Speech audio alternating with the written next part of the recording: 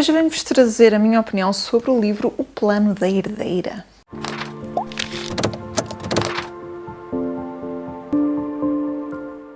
Olá pessoal, espero que estejam bem. Eu hoje venho-vos trazer a minha opinião deste livro, que é um romance de época. Este livro é de Courtney Millan, está publicado cá em Portugal pela ASA e é a continuação, o segundo volume desta série de Entre Irmãos. Este é o primeiro volume, portanto, aqui a Guerra da Duquesa, que eu li, já não sei se foi o ano passado, se foi há 2 anos. Esta série em português chama-se Entre Irmãos, em inglês é Os Irmãos Sinister, e é uma coisa que faz sentido, tanto os irmãos sinistros, eram assim que eles eram chamados aqui, um grupo de rapazes que não eram necessariamente irmãos, mas são 2 meios-irmãos, mais um primo, um conjunto de rapazes que ao estudar estavam sempre assim num grupinho muito fechado e eles chamavam-lhes os irmãos sinistros. Este é o segundo volume então desta série, é daquelas séries que nós não temos necessariamente de ler por ordem, porque cada um deles tem protagonistas diferentes, tem uma história de amor diferente, mas que faz sentido lermos por ordem para percebermos as personagens secundárias e as referências que nos vão aparecendo. O primeiro eu comprei-o porque ele estava à venda num leilão super barato e eu, como à partida gosto de romance de época e não conhecia a autora, fiquei curiosa e foi uma agradável surpresa, então quis muito continuar com esta série. São 4 e este então é o segundo volume. Este livro chegou cá a casa há muito pouco tempo, portanto eu vou contar agora para o desafio do Book Bingo da Tita, que está a decorrer, e vou contar para um livro que chegou cá a casa há muito pouco tempo, porque eu de facto comprei-o há muito pouco tempo em segunda mão. Então, este livro, O Plano da Herdeira, o título em original em inglês é The Heiress Effect, portanto, o efeito da herdeira. E essa é uma expressão que é utilizada várias vezes aqui durante o livro. Eles podiam ter mantido, percebo que não tenham feito, e faz sentido na mesma o plano da herdeira, mas eu preferia que tivessem mantido o título original, porque o efeito da herdeira traria aqui um novo significado.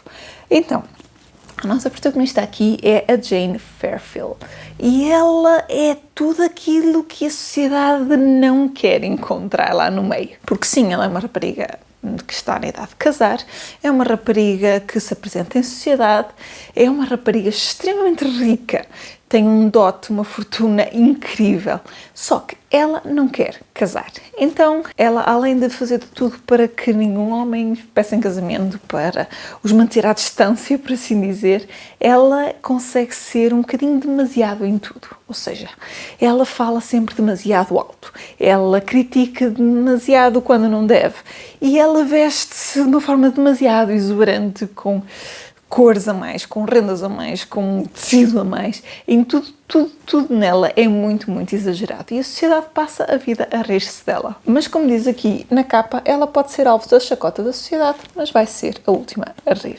Porque na verdade ela faz tudo isto de propósito para não casar. Ela não quer casar porque tem uma irmã mais nova, uma irmã que ainda não tem idade legal, ou seja, ainda não é maior de idade, e que está sob a tutela do tio. Acontece que a irmã tem um problema de saúde e o tio passa a vida a fazer experiências nela com montes de médicos que acham que a podem curar, e aqui a Jane vive numa aflição e não se quer casar porque não se quer separar da irmã, quer protegê-la até a irmã ter então a idade de ser adulta e poder então a Jane levá-la para longe dali, de longe das garras do tio. Por outro lado, nós temos o Oliver Marshall, e este é um personagem que nós já conhecemos do livro anterior, porque ele é meio irmão do protagonista do livro anterior, que é um duque. Basicamente, ele é um filho bastardo do duque, o irmão reconheceu, dão-se super bem, dão-se mesmo como irmãos, mas o Oliver tem aqui esta questão de toda a gente saber que ele é um filho bastardo, de toda a gente saber que ele é inferior, mas ele tem grandes sonhos, ele tem sonhos relacionados com política, sonhos de fazer a diferença. Ele vê o pai dele, o pai que o criou, portanto aquele que ele considera o pai de coração mesmo, apesar de não ser o pai biológico, a fazer tantos sacrifícios, a trabalhar tanto e a não ter direito a fazer muitas coisas. Então ele tem muitos sonhos, muitas ambições, e quando se cruza com a Jane, há ali algo que lhe chama a atenção, algo nela que o cativa, mas ele percebe que ela pode ser tanto uma boa ferramenta para conseguir aquilo que quer, como também pode ser a ruína dele.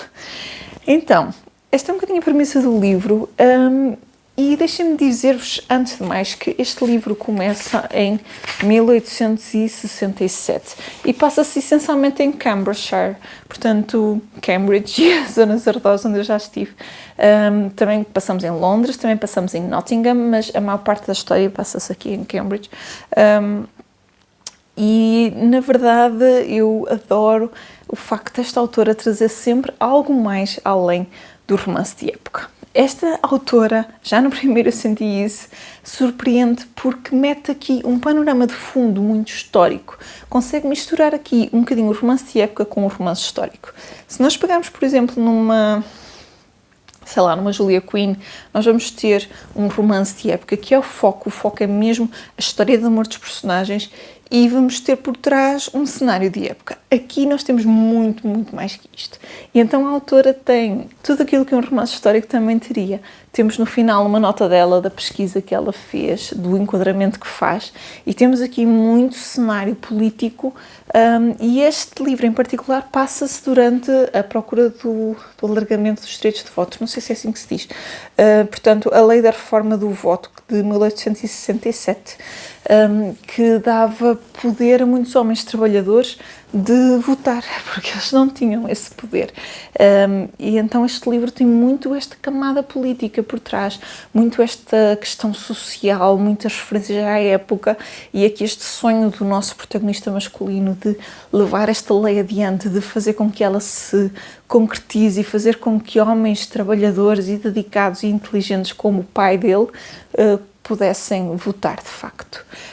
Além disso, temos aqui montes de outras referências históricas e é isso que traz uma nova vida aqui às obras desta autora. Não é um romance de época para quem só quer uma coisa super fofinha e clichê e previsível. É fofinho, é clichê, é super previsível, mas conseguimos ter aqui camadas, conseguimos ter aqui coisas extra. Temos a questão da irmã da protagonista ter aqui uma doença que na altura não era diagnosticada. Temos a questão dos tratamentos médicos, entre aspas, que eram usados na altura, que não eram mais do que torturas. Temos as referências também culturais à Índia e aos indianos que vinham estudar para a Inglaterra, que, portanto, estamos a falar de uma colónia britânica e mesmo assim o preconceito, o racismo com que eram tratados, mesmo as pessoas extremamente inteligentes e extremamente bem posicionadas a nível social. Temos aqui tantas referências e tantas contextualizações históricas que dão uma riqueza diferente a esta obra e já li 2 da autora e posso dizer que destes 2 ambos têm isso, ambos têm referências históricas e ambos dão aqui uma dimensão diferente a uma história que poderia ser só uma história de amor clichê, mas acaba por ser mais do que isso. Obviamente temos desenvolvimento das personagens, obviamente que temos aqui aceitação de culpas, de erros, temos aqui sempre um crescimento, mas para mim a parte que fez mais sentido foi esta contextualização histórica e estas personagens a moverem-se neste meio. Acho que gostei tanto disso como do romance em si. Para mim tiveram equiparados as questões, os jantares em que eles conseguem só com os discursos manipular o outro, a subtileza como esta autora mete os casais a discutir ou os personagens a discutir. Nós estaríamos à espera que fosse aqui, sei lá, cão e gato, aquele clichê típico, mas conseguem ser discursos e diálogos de uma inteligência assim muito, muito bem trabalhada e que me deram muito prazer a ler. Tendo dito isso, para mim não é uma obra 5 estrelas, já o anterior não foi, mas foi uma leitura que me divertiu bastante, foi uma leitura que me absorveu bastante, que tive esta contextualização toda de que vos falei, da qual já estava um bocadinho à espera que aparecesse qualquer coisa, mas não nesta dimensão toda, e foi uma agradável surpresa. A autora tem, como já disse, uma nota no final a explicar o que é real, em que é que ela se inspirou, o que é que leu e outras referências que nós podemos ir procurar se quisermos saber um bocadinho mais, e isso deixa-me sempre muito, muito contente por aprender algo novo com uma obra que, à partida, é uma obra de leitura de verão para descontrairmos, para não pensarmos um bocado, para nos apaixonarmos com os protagonistas, e foi algo que eu gostei bastante. Um outro pormenor que se calhar é insignificante, mas que para mim me deixou muito contente, que a protagonista não é aquela protagonista super magra, super bonita. Ela é uma protagonista descrita como roliça e criticada por causa disso, porque ser demasiado gorda para os padrões E hoje em dia nós vivemos numa sociedade em que já se tenta trazer representatividade, como se costuma dizer. Não gosto muito desse termo, mas tudo bem, em que há muitas protagonistas já são protagonistas gordas e depois as protagonistas muito magras, e aqui nós temos a protagonista normal. Ela é a realização, tem curvas, não tem aquela cinturinha fininha.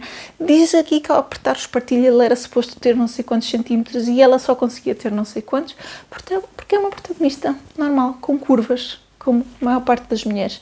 Isso, de alguma forma, deixou-me contente ver isso nos romances de época, porque duvido muito que elas em Inglaterra nesta época fossem todas esqueléticas, mesmo com a moda dos espartilhos.